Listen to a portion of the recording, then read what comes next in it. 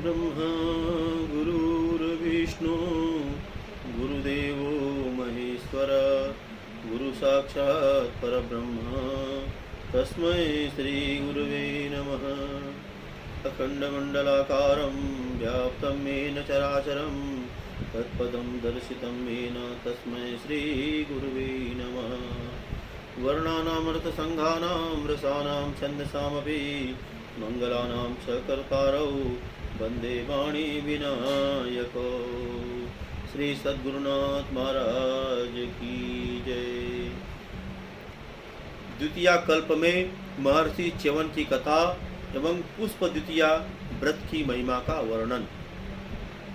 सुमंतु मुनि बोले कि द्वितीया तिथि को च्यवन ऋषि ने इंद्र के सम्मुख यज्ञ में अश्विनी कुमारों को सोमपान कराया था। ये वही अश्विनी कुमार हैं जो भगवान सूर्य के पुत्र हैं। संज्ञा के द्वारा उत्तर क्षेत्र में जो है भगवान सूर्य जब घोड़े के रूप में थे, संज्ञा घोड़ी के रूप में थी, उस वक्त जो है यह अश्विनी कुमारों का वहाँ पर जो है प्रादुर्भाव हुआ था भगवान सूर्य के पुत्र के रूप में। और इन्हीं दो अश्विनी कुमार जो है देवताओं के वैद्य के रूप में इनका जो है प्रतिष्ठा हुई और इन्हें यज्ञ भाग में सम्मिलित किया च्यवन ऋषि ने। ये कथा आप पूरा सुनिए। राजा ने पूछा कि महाराज, इंद्र के सम्मुख किस विधि से अश्विनी कुमारों को उन्होंने सोम रस पिलाया? क्या च्यवन ऋषि की तपस्या के प्रभाव की प्रबलता से इंद्र कुछ भी करने में समर्थ नहीं हुए? तब सुमंतु मुनि ने कहा कि सतयुग की पूर्व संध्या में गंगा के तट पर समाधिस्थ हो च्यवन मुनि बहुत दिनों से तपस्या में रत थे। एक समय अपनी सेना और अंतःपुर के परिजनों को साथ लेकर महाराज सरियाती गंगा स्नान के लिए वहां आए। उन्होंने च्यवन ऋषि के आश्रम के समीप आकर गंगा स्नान संपन्न किया तथा देवताओं की आराधना की और पितरों का तर्पण किया। तदनंतर जब वे अपने नगर की ओर जाने को उद्यत हुए तो उसी समय उनकी सभी सेनाएं व्याकुल हो गई। यह कथा जो है संपूर्ण रूप से स्कंद पुराण में भी है और बड़ी ही सुंदर ढंग से स्कंद पुराण में वर्णित किया गया है। और उसी कथा को जो है यहाँ आप भविष्य पुराण के ब्रह्म पर्व में भी श्रवण कर रहे हैं। जब राजा तदनंतर जब वे अपने नगर की ओर जाने को उद्यत हुए तो उसी समय उनकी सभी सेनाएं व्याकुल हो गई और मूत्र तथा विष्ठा उनके अचानक ही बंद हो गई। आंखों से कुछ भी नहीं दिखाई दिया। सेना की यह दशा देखकर राजा घबरा गए और राजा सरियाती प्रत्येक व्यक्ति से पूछने लगे, यह तपस्वी च्यवन मुनि का पवित्र आश्रम है, किसी ने कुछ अपराध तो नहीं किया? उनके इस प्रकार पूछने पर किसी ने कुछ भी नहीं कहा। सुकन्या ने अपने पिता से कहा, सरियाती की पुत्री जिसका नाम सुकन्या था, उन्होंने अपने पिता से कहा कि महाराज, मैंने एक आश्चर्य देखा जिसका मैं वर्णन कर रही हूँ। अपनी सहेलियों के साथ मैं वन विहार कर रही थी कि एक ओर से मुझे यह शब्द सुनाई पड़ा कि सुकन्ये, तुम इधर आओ, तुम इधर आओ। यह सुनकर मैं अपनी सखियों के साथ उस शब्द की ओर गई। वहां जाकर मैंने एक बहुत ऊंचा बल्मिक देखा। उसके अंदर के छिद्रों में दीपक के समान देदीप्यमान दो पदार्थ मुझे दिखलाई पड़े। उन्हें देखकर मुझे बड़ा आश्चर्य हुआ कि ये पद्मराग मणि के समान क्या चमक रहे हैं। मैंने अपनी मूर्खता और चंचलता से कुशा के अग्रभाग से बल्मिक के प्रकाश युक्त छिद्रों को बीध दिया, जिससे वह तेज जो है शांत हो गया है। भगवान की ये कथा जो है बड़ी रोचक है च्यवन मुनि की। और कहते हैं कि अन्य पुराणों में तथा महाभारत के अनुसार यह आश्रम जो है सोनभद्र और वधूसरा नदी के संगम पर था, जो आज देवकुंड के नाम से प्रसिद्ध है। प्रायः पुराणों में यह श्लोक भी प्राप्त होता है कि मगधे तु गया पुण्या नदी पुण्याः पुनः पुनः च्यवनस्य आश्रमस्य पुण्यम पुण्यम राजगृह वनम। यह सुनकर राजा बहुत व्याकुल हो गए और अपनी कन्या सुकन्या को लेकर वहां गए जहां च्यवन मुनि तपस्या में रहते थे। च्यवन ऋषि को वहां समाधिस्थ होकर बैठे हुए इतने दिन व्यतीत हो गए थे कि उनके ऊपर बल्मिक बन गया था। जिन तेजस्वी छिद्रों को सुकन्या ने उसके अग्रभाग से बीन दिया था, वे उस महातपस्वी के प्रकाशमान नेत्र थे। राजा वहां पहुंचकर अतिशय दीनता के साथ विनती करने लगे। राजा बोले कि महाराज, मेरी कन्या से बहुत बड़ा अपराध हो गया है, कृपा कर आप क्षमा करें। राजा बोले कि महाराज, मेरी कन्या से बहुत बड़ा अपराध हो गया है, कृपा करके आप क्षमा करें। तब च्यवन मुनि ने कहा कि अपराध तो मैंने क्षमा किया, परंतु अपनी कन्या का मेरे साथ विवाह कर दो, इसी में तुम्हारा कल्याण है। मुनि का वचन सुनकर राजा ने शीघ्र ही सुकन्या का च्यवन ऋषि से विवाह कर दिया। सभी सेनाएं सुखी हो गईं और मुनि को प्रसन्न पूर्वक सुखपूर्वक राजा अपने नगर में आकर राज्य करने लगी। सुकन्या भी विवाह के बाद भक्ति पूर्वक मुनि की सेवा करने लगी।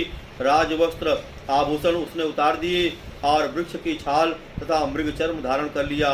इस प्रकार मुनि की सेवा करते हुए कुछ समय व्यतीत हो गया और वसंत ऋतु आई। इसी दिन मुनि ने संतान प्राप्ति के लिए अपनी पत्नी सुकन्या का आह्वान किया। इस पर सुकन्या ने अतिशय विनय भाव से विनती की। सुकन्या बोली कि महाराज, आपकी आज्ञा मैं किसी प्रकार भी टाल नहीं सकती, किंतु इसके लिए आपको युवा अवस्था या सुंदर वस्त्र आभूषणों से अलंकृत कमनीय स्वरूप धारण करना चाहिए। तब च्यवन मुनि ने उदास होकर कहा कि न मेरा उत्तम रूप है और न तुम्हारे पिता के समान मेरे पास धन है जिससे सभी भोग सामग्रियों को मैं एकत्र कर सकूं। सुकन्या बोली कि महाराज, आप अपने तप के प्रभाव से सब कुछ करने में समर्थ हैं, आपके लिए यह कौन सी बड़ी बात है। च्यवन मुनि ने कहा कि राजपुत्री, इस काम के लिए मैं अपनी तपस्या व्यर्थ नहीं करूंगा। इतना कहकर वे पहले ही की भांति तपस्या करने लगे। सुकन्या भी उनकी सेवा में तत्पर हो गई।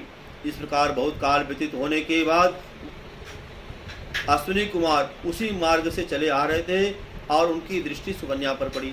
अश्विनी कुमारों ने कहा कि भद्रे, तुम कौन हो और इस घोर वन में अकेली क्यों रहती हो।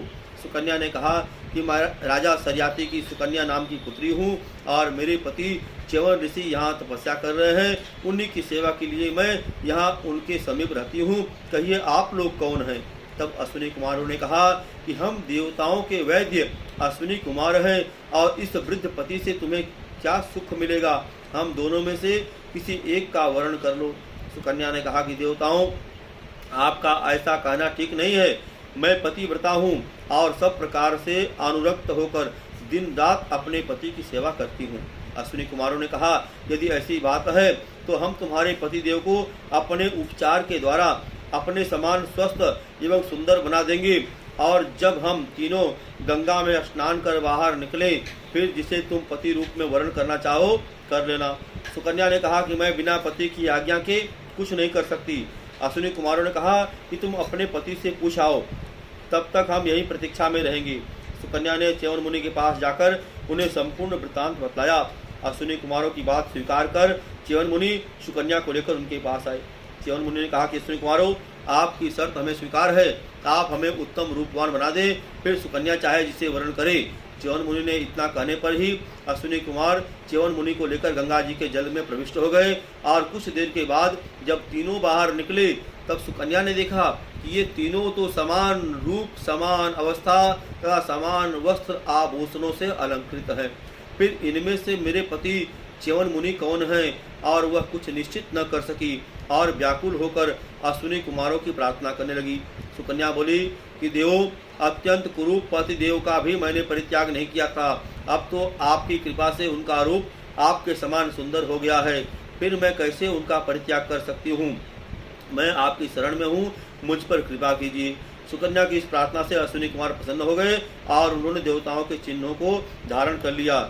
और यही कथा जो है स्कंद पुराण में आया है कि सुकन्या ने जो है अपने पति च्यवन ऋषि को पहचाना कैसे, कि जब देखा कि अश्विनी कुमारों के पांव जो है पृथ्वी पर नहीं है, वो वायु में ही हैं और च्यवन ऋषि के पैर जो है पृथ्वी पर टिके हुए थे। इस प्रकार उसने अपने पति को जो है पहचान लिया और इशारा किया। तब सुकन्या ने देखा कि तीन पुरुषों में से दोनों की पलकें गिर नहीं रही हैं। और दूसरा परीक्षण इसमें बताया है कि सुकन्या ने देखा कि तीन पुरुषों में से दो की पलकें जो है गिर नहीं रही हैं और उनके चरण भी भूमि को स्पर्श नहीं कर रहे हैं, किंतु जो तीसरा पुरुष है वह भूमि पर खड़ा है और उसकी पलकें भी गिर रही हैं। इन चिन्हों को देखकर सुकन्या ने निश्चित कर लिया कि ये तीसरे पुरुष ही मेरे स्वामी च्यवन मुनि हैं। तब उसने उनका वर्ण कर लिया। उसी समय आकाश से उस पर पुष्प वृष्टि होने लगी और देवगण दुंदुभी बजाने लगी। च्यवन मुनि ने अश्विनी कुमारों से कहा कि देवों, आप लोगों ने मुझ पर बहुत उपकार किया है, जिसके फलस्वरूप मुझे उत्तम रूप और उत्तम पत्नी प्राप्त हुई। अब मैं आप लोगों का क्या प्रत्युपकार करूं, क्योंकि जो उपकार करने वाले का प्रत्युपकार नहीं करता वह क्रम से 21 नरकों में जाता है। इसलिए आपका मैं क्या प्रिय करूं, आप लोग कहें। तब अश्विनी कुमारों ने उनसे कहा कि महात्मन, यदि आप हमारा प्रिय करना ही चाहते हैं तो अन्य देवताओं की तरह हमें भी यज्ञ भाग दिलवाइए, हमें भी यज्ञ में अन्य देवताओं की भांति यज्ञ भाग दिलवाइए। च्यवन मुनि ने यह बात स्वीकार कर ली। फिर वे उन्हें विदा कर अपनी भार्या सुकन्या के साथ अपने आश्रम में आ गए। राजा सरियाती को जब यह सारा वृत्तांत ज्ञात हुआ तो वे भी रानी को साथ लेकर सुंदर रूप प्राप्त महातेजस्वी च्यवन ऋषि को जो है देखने आश्रम में आए। राजा ने च्यवन मुनि को प्रणाम किया और उन्होंने भी राजा का स्वागत किया। सुकन्या ने अपनी माता का आलिंगन किया। राजा सरियाती अपने जामाता महामुनि च्यवन का उत्तम रूप देखकर अत्यंत प्रसन्न हुए। च्यवन मुनि ने राजा से कहा कि राजन, एक महायज्ञ की सामग्री एकत्र कीजिए, हम आपसे यज्ञ कराएंगे। च्यवन मुनि की आज्ञा प्राप्त करके राजा सरियाती अपनी राजधानी लौट आए और यज्ञ सामग्री एकत्र कर यज्ञ की तैयारी करने लगे। मंत्री, पुरोहित और आचार्य को बुलाकर यज्ञ कार्य के लिए उन्हें नियुक्त किया। च्यवन मुनि भी अपनी पत्नी सुकन्या को लेकर यज्ञ स्थल में पधारे। सभी ऋषिगणों को आमंत्रण देकर यज्ञ में बुलाया गया। विधि पूर्वक यज्ञ प्रारंभ हुआ। ऋत्विक अग्निकुंड में स्वाहाकार के साथ देवताओं को आहुति देने लगे। सभी देवता अपना अपना यज्ञ भाग लेने वहां आ पहुंचे। च्यवन मुनि के कहने से अश्विनी कुमार भी वहां आए। देवराज इंद्र उनके आने का प्रयोजन समझ गए। इंद्र बोले कि उन्हें यह दोनों अश्विनी कुमार देवताओं के वैद्य हैं, इसलिए यह यज्ञ के भाग के अधिकारी नहीं है। आप इन्हें आहुतियां प्रदान न करवाएं। तब च्यवन मुनि ने इंद्र से कहा कि ये देवताएं हैं और यह देवता हैं और इनका मेरे ऊपर बड़ा उपकार है और ये मेरे ही आमंत्रण पर यहाँ पधारे हैं, इसलिए मैं इन्हें अवश्य यज्ञ भाग दूंगा। यह सुनकर इंद्र जो है क्रुद्ध हो उठे और कठोर स्वर में कहने लगे। इंद्र बोले कि यदि तुम मेरी बात नहीं मानोगे तो वज्र से तुम पर मैं प्रहार करूंगा। इंद्र की ऐसी वाणी सुनकर च्यवन मुनि किंचित भी भयभीत नहीं हुए और उन्होंने अश्विनी कुमारों को यज्ञ भाग दे ही दिया। तब तो इंद्र अत्यंत क्रुद्ध हो उठे और उन्होंने ज्यों ही च्यवन मुनि पर प्रहार करने के लिए अपना वज्र उठाया, त्यों ही च्यवन मुनि ने अपने तप के प्रभाव से इंद्र का स्तंभन कर दिया। इंद्र हाथ में वज्र लिए खड़े के खड़े ही रह गए, मूर्तिमान हो गए। और च्यवन मुनि ने अश्विनी कुमारों को यज्ञ भाग देकर अपनी प्रतिज्ञा पूरी कर ली और यज्ञ को पूर्ण किया। उसी समय वहां ब्रह्मा जी उपस्थित हुए। ब्रह्मा जी ने च्यवन मुनि से कहा कि महामुने, आप इंद्र को स्तंभन से मुक्त कर दें, अश्विनी कुमारों को यह भाग्य दे दें। और इंद्र ने भी स्तंभन से मुक्त करने के लिए प्रार्थना की। जब ब्रह्मा जी प्रार्थना करने लगे तो इंद्र ने भी प्रार्थना किया कि मुनि, अब तो आपने यज्ञ भाग दे दिया है, अब आप मुझे इस स्तंभन से मुक्त कर दीजिए। इंद्र ने कहा कि मुने, आपके तप की प्रसिद्धि के लिए ही मैंने इन अश्विनी कुमारों को यज्ञ में भाग लेने से रोका था। अब आज से सब यज्ञों में अन्य देवताओं के साथ अश्विनी कुमारों को भी यज्ञ भाग मिला करेगा और इनको देवत्व भी प्राप्त होगा। आपके इस तप के प्रभाव को जो सुनेगा आत्मा पढ़ेगा वह भी उत्तम रूप एवं यौवन को प्राप्त करेगा। इतना कहकर देवराज इंद्र देवलोक को चले गए और च्यवन मुनि सुकन्या तथा राजा सरियाती के साथ आश्रम पर लौट आए। वहां उन्होंने देखा कि बहुत उत्तम उत्तम महल बन गए हैं, जिनमें सुंदर उपवन और वापी आदि बिहार के लिए बने हुए हैं। भांति भांति की सजाएं बिछी हुई हैं। विविध रत्नों से जटित आभूषणों का उत्तम उत्तम वस्त्रों के ढेर लगे हैं। यह देखकर सुकन्या सहित च्यवन मुनि अत्यंत प्रसन्न हो गए और उन्होंने यह सब देवराज इंद्र द्वारा प्रदत्त समझकर उनकी प्रशंसा की। महामुनि सुमंतु राजा शतानिक से बोले कि राजन, इस प्रकार द्वितीया तिथि के दिन अश्विनी कुमारों को देवत्व तथा यज्ञ भाग प्राप्त हुआ था। अब आप जो है इस द्वितीया तिथि के व्रत का विधान सुने। शतानिक बोले कि जो पुरुष उत्तम रूप की इच्छा करे वह कार्तिक मास के शुक्ल पक्ष की द्वितीया से व्रत को आरंभ करे और वर्ष पर्यंत संयमित होकर पुष्प भोजन करे और जो उत्तम भविष्य पुष्प उस ऋतु में हो उनका आहार करे। इस प्रकार एक वर्ष व्रत कर सोने चांदी के पुष्प बनाकर अथवा कमल पुष्पों को ब्राह्मणों को देकर व्रत संपन्न करे। इससे अश्विनी कुमार संतुष्ट होकर उत्तम रूप प्रदान करते हैं। व्रती उत्तम विमानों में बैठकर स्वर्ग में जाकर कल्प पर्यंत जो है विविध सुखों का उपभोग करता है, फिर मृत्यु लोक में जन्म लेकर वेद वेदांगों का ज्ञाता, महादानी, आदि व्याधियों से रहित, पुत्र पौत्रों से युक्त, उत्तम पत्नी वाला ब्राह्मण होता है अथवा मध्य देश के उत्तम नगर में राजा होता है। राजन, इस पुष्प द्वितीया व्रत का विधान मैंने आपको बतलाया। ऐसी ही फल द्वितीया भी होती है, जिसे अशून्य सेना द्वितीया भी कहते हैं। फल द्वितीया को जो श्रद्धा पूर्वक व्रत करता है, वह रिद्धि सिद्धि को प्राप्त कर अपनी भार्या सहित आनंद प्राप्त करता है। बोलिए श्री कृष्ण भगवान की जय। बोलो वृंदावन बिहारी लाल की जय। श्री सद्गुरुनाथ महाराज की जय। धर्म की जय हो, अधर्म का नाश हो, प्राणियों में सद्भावना हो, विश्व का कल्याण हो। ओम काल हर कष्ट हर दुख हर हर महादेव की जय। बोल बजरंग बली की जय।